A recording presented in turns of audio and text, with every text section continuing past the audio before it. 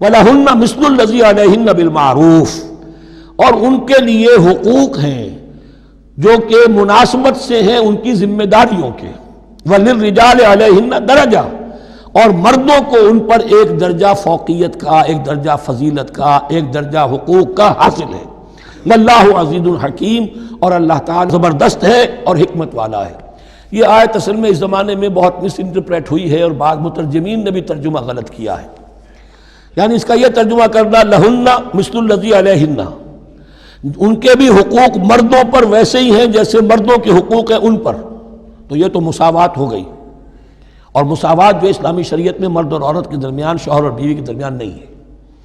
مراد کیا ہے؟ لام اور اعلیٰ کا جو استعمال ہوتا ہے عربی میں، لام کسی کے حق کے لیے اور اعلیٰ کسی کی ذمہ داری کے لیے۔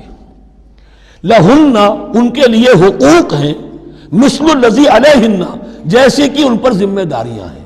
اللہ تعالیٰ نے جیسے ذمہ داری مرد پر ڈالی ہے ویسے حقوق اس کو دیے ہیں، جیسے ذمہ داری عورت پر ڈالی ہے اس کی مناسبت سے کورسپونڈنگلی پروپورشنیٹ جو ہے اس کو بھی حق دے دیے ہیں۔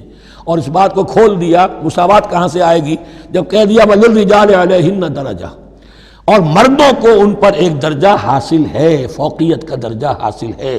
واللہ عزیز حکیم، اب یہ تمہیں پسند ہو تب بھی اور ناپسند ہو تب بھی اللہ تعالی عزیز ہے، حکیم ہے، وہ سب کچھ جاننے والا ہے، اور وہ زبردست ہے، جو چاہے حکم دے، اور حکیم ہے، حکمت والا ہے، اس کا حکم حکمت پر مبنی ہے۔